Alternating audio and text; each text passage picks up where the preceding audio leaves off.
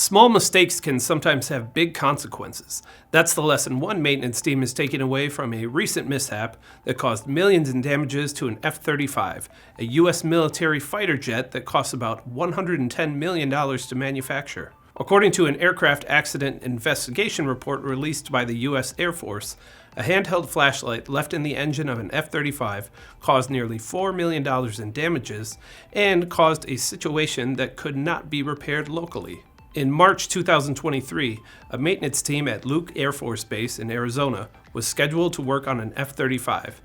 The Time Compliance Technical Directive required the team to remove a panel and insert a metering plug into an engine fuel line to check for fuel leaks. The engine run was completed with no visual evidence that something was wrong, but once the engine was shut down, the team said they heard a noise. The resulting inspection found significant damage to the engine.